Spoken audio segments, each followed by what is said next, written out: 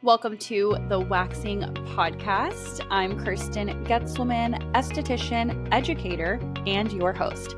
Each week, we'll dive into real conversations, industry tips, and the kind of advice every beauty pro should have in their back pocket. This show is sponsored by Enso, a woman and esthetician-founded brand bringing better options to everyday beauty pros. Let's dive in. Hey guys, welcome back to the Waxing Podcast. My name is Kirsten. I am your host with the most. I am at Tampa Waxer on Instagram. I am the founder of Enso Wax, which is really cool. You should check it out, ensowax.com, where you can learn more. I'm so excited to hop into today's episode because this episode is very personal to me, okay? I'm so sick of the industry always talking mad shit about my favorite type of wax, which is soft wax. And so today's episode, we're going to go through basically all of the hot takes about waxing and really like what I think we're still getting wrong in the treatment room. Okay. So you're going to dive in and have a very biased conversation with me. Just kidding. I'll do my best to be so fair with all waxes. And hence, if this helps you determine if you're going to shut this off or not, I do want to tell you that I never actually think it's the hard wax versus soft wax thing. I don't know why people are still doing that.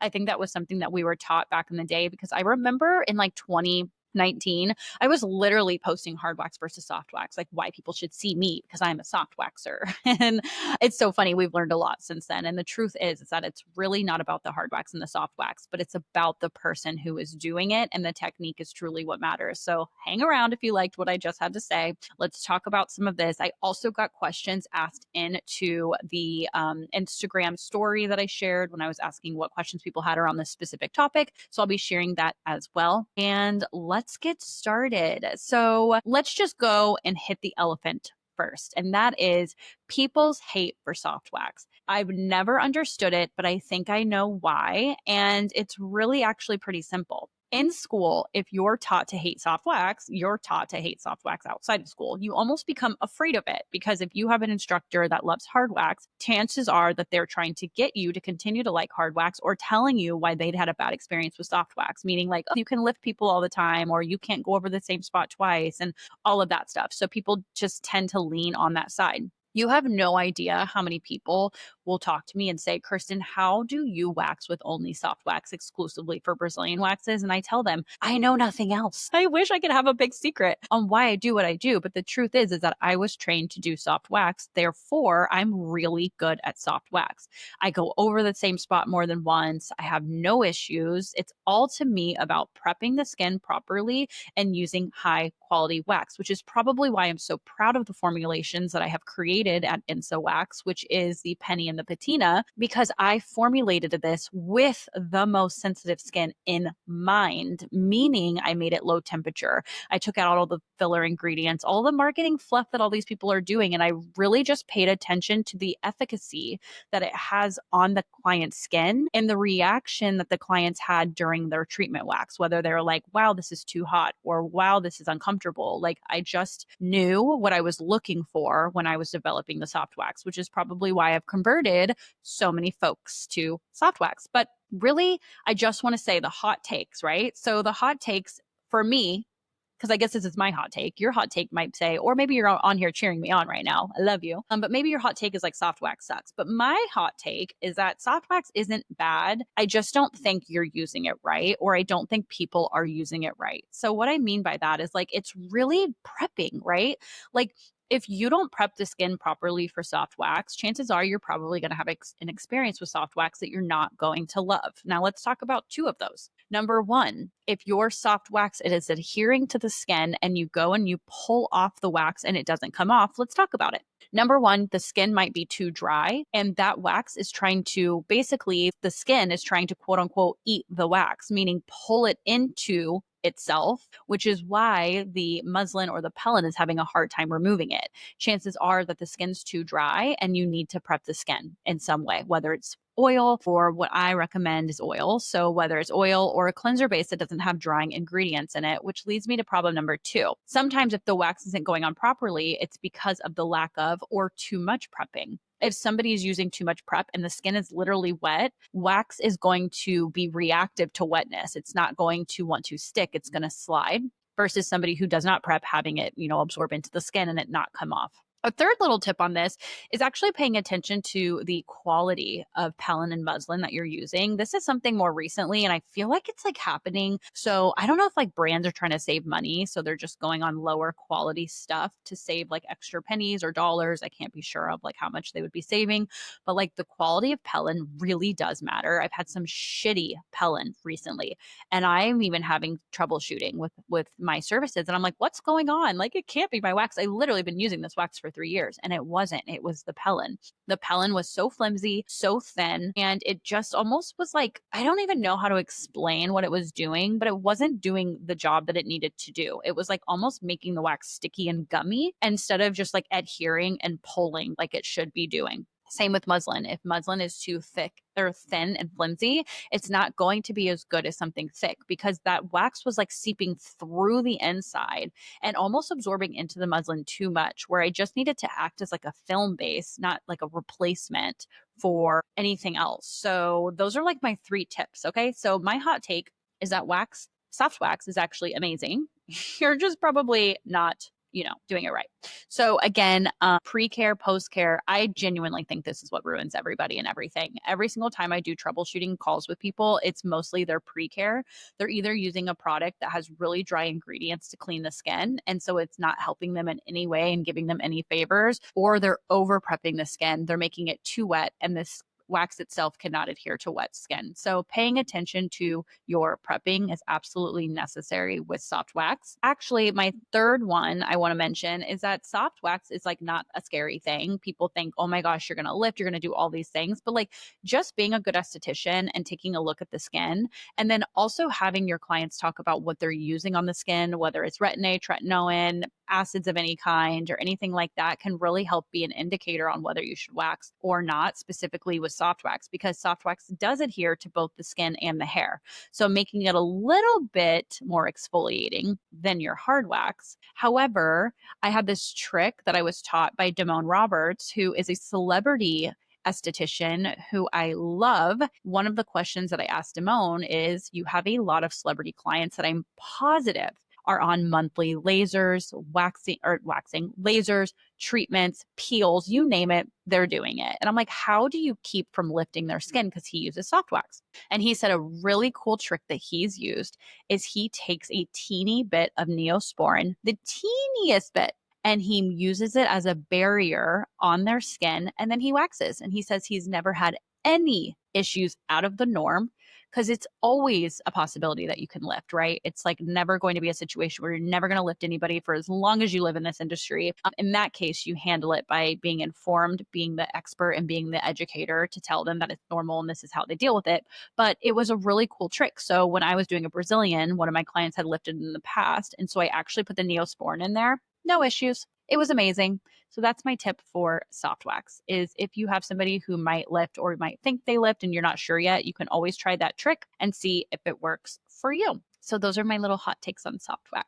Okay, let's talk about some other, just where I think people get things wrong all the time in our industry, especially in the treatment room. But that is, consistency always will win over perfection. Okay. And then how really being too by the books is like against you. So what I mean by this is like consistency will always win in the treatment room over perfection. So moving on to another hot take, I feel like people not sticking with like a communication script or having the ability to move beyond the patterns that they've learned.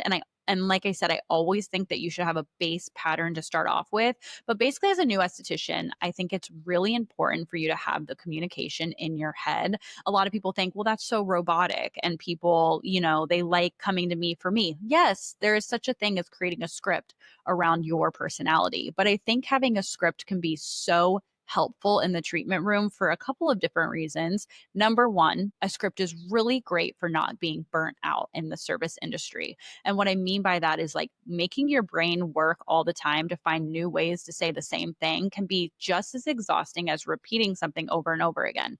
The good thing about repeating something over and over again is it becomes mindless. It becomes second nature. It becomes like riding a bike. you end up being less burnt out because you just have this system in place that you talk to clients about. So when you have a new client, you talk about pre-care, you talk about exfoliating, you talk about expectations, you talk about post-care, you talk about aftercare recommendations personally to them, so forth and so on. But changing that script for every single client can get exhausting. Now, when you have clients that come in all the time, then of course, free ball, free talk, free have fun. That's the whole point and whole. It's like, what's that trend right now where it's like, but this is the whole reason. That's the whole reason, is to get them there. But having that really steady and solid conversation with your clients are going to be what's really going to leverage them to come to you, to get them to be those clients you can talk anything about. So I think that's what a lot of people are doing wrong in the industry, is not being almost robotic enough with their language to make it so that this industry is sustainable for them to stay in and for you not to get burnt out in. And I feel like all of these might be hot takes, but these are my hot takes. I'm allowed to have them. But yes, what was I getting at with that? I feel like I did answer that question, but I was also going to go on another tangent. But scripting is patterns. Having a pattern for your waxing is so important for you to always have a base. So almost like your home base when you think of softball. Okay, I was a softball girl. I played softball. And I just also interviewed a girl that told me she went to school for softball. So I was like, oh, this is like an analogy that I can use for this. But having a home base that you can always go back to with a pattern is so important.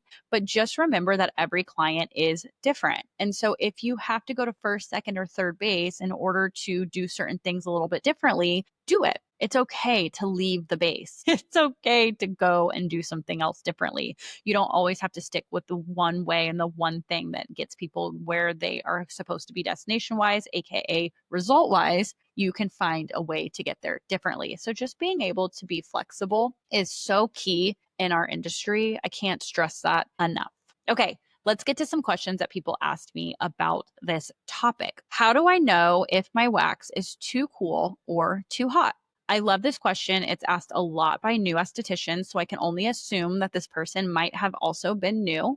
But hi, I'm here to tell you that it is a really easy way to tell if the wax is too cool and too hot. And spoiler alert, it has absolutely nothing to do with the gauges on your wax warmer. So not all wax warmers are built the same. So number one, so even though wax warmers all say, all the degrees, it really is dependent on a lot of different factors, and they're all not built with the same heating plate. So heating plates are what is embedded into the wax warmer that is putting off that heating into the actual pot itself. And so sometimes, depending on a lot of different factors of like if your room is really air conditioned, if you have a fan blowing near it, if you have your room really hot, if it's humid, if it's dry, like all of these things can change what happens in your pot, given that we have our lids open most of the time. So instead of focusing on the digital or the actual temperature itself, my recommendation is to focus on the consistency of the wax itself and just learning how you can really play with your wax and what your wax is capable of doing. Meaning, like if it's soft wax and it's a little bit runnier, is that still okay for your clients? Maybe test it on the back of your arm and see how it feels there. If it feels too warm there, it's too warm. If you cannot consistently roll it around on your stick, it's too warm. So looking for like that honey-like consistency, I think is such the standard procedure in explaining it. But my take on this is actually like, even if it's not as thick as like really thick honey, just making sure that it is really tolerable on the back of your arm is a really great way. And then also transferring it from the pot to the client. If you're able to transfer the wax from the pot to the client without any problem at all, chances are your wax is not too warm, or else it would be too runny. The second it's too runny, it's too warm. And it's also not fun for you to transfer back and forth. So just take that as you will. And then if the wax is not spreading, it's too cool. The wax needs to fall off of the stick onto the client, and you need to be able to flexibly be able to put it on that area of the skin. So if you can do all of those things, then the wax is at a perfect consistency. Always don't be afraid to check in with your client. Hey, how's this wax feel? Is it too warm? Is it too cool? How are you doing?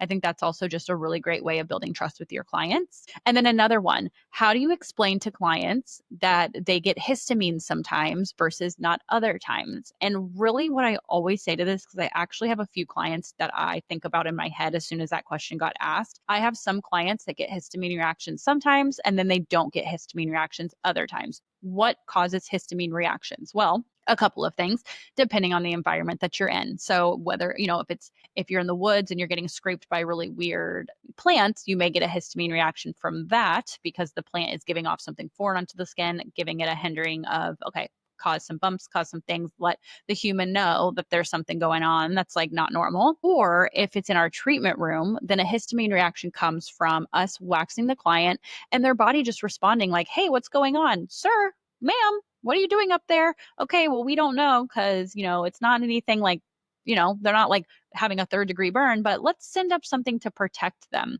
So they're sending up a histamine reaction. And I say they're our little inside out brain people. If you've ever seen Inside Out, I picture them in our brains being like, hello, sir, we're going to send up some stuff. Beep, send it up. I have a 6-year-old. So they are sending up signals onto that area to show that, hey, something's going on. We're not sure, but we're going to protect our skin, aka why it becomes itchy and intolerable and all of those things. So how this plays an effect is hormones, temperature, not necessarily the wax. Maybe it's outside. Maybe they went running before they came in, or so many different things. Like the body is weird. We go through weird things all the time. I think just explaining to them that it is just your body's way to protect you and to tell you that something is going on is the best way that I can do it. Sometimes it doesn't, sometimes it does, but it's usually a reactive thing, not necessarily to allergies. However, it can be allergies. So make sure you're asking them about like anything they're allergic to and anything like that. Because first and foremost, everybody goes to allergies, which it could be. If it's not allergies, it's also what I just explained further.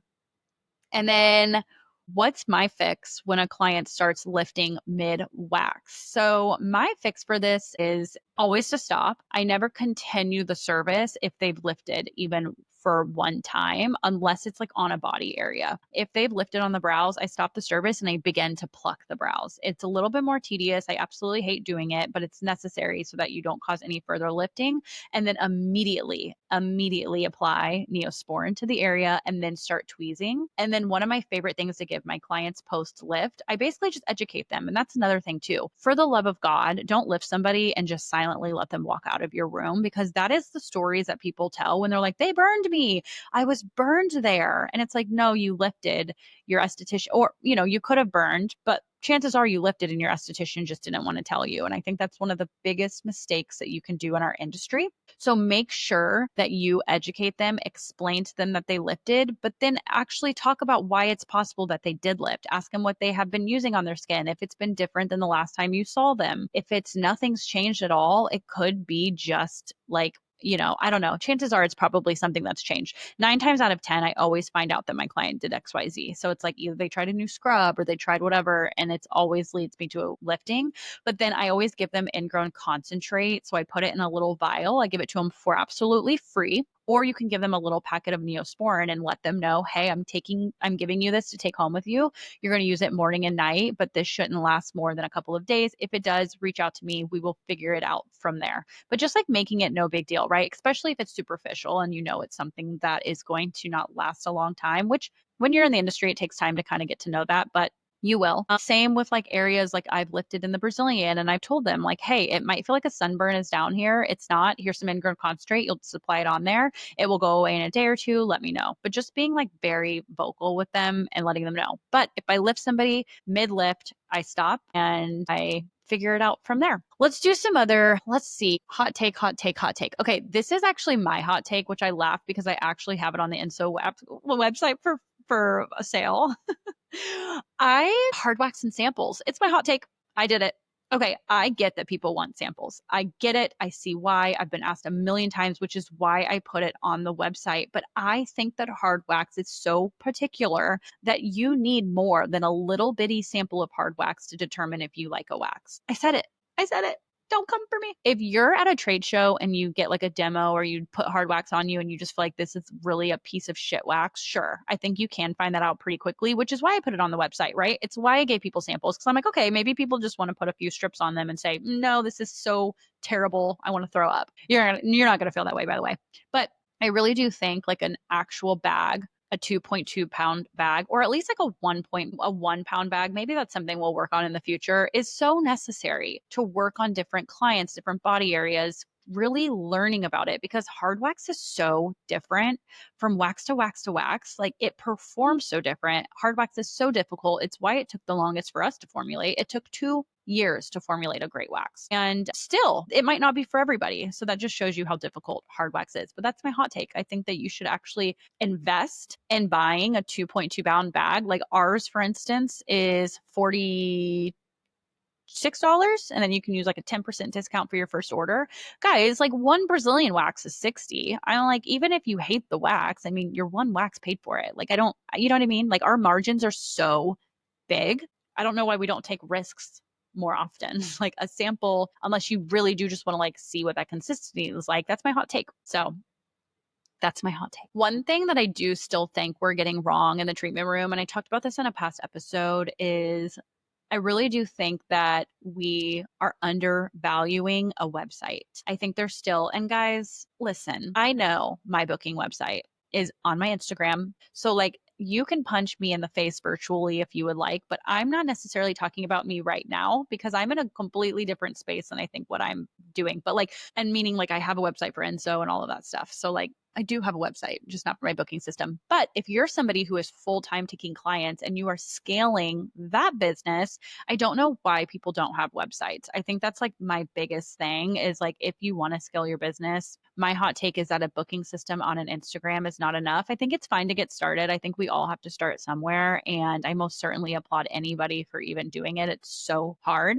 But if I could lead you to the right direction, it would be to create a website and then create a Facebook group page or a Facebook page that links to your Instagram. Start running ads and then start having those ads go to your website. I promise you they will convert in more sales than if you have a booking system and you just hope that people from Instagram go right into booking. I think people underestimate the power of how much it takes for people to book with you. And that's one of those scenarios where I think having more areas and more ways for people to learn about you is absolutely key to growing your business. And then my last hot take is just, I don't know, like being somebody who is really proactive about learning and not necessarily giving yourself like, oh, well, we didn't learn that in school, or I didn't have a good instructor, or my license was only this many hours. Like, yeah, it really sucks how little you learn in school. But at the end of the day, it leaves this whole vast educational program that you can lead yourself to. You know, to be honest, I kind of like that I wasn't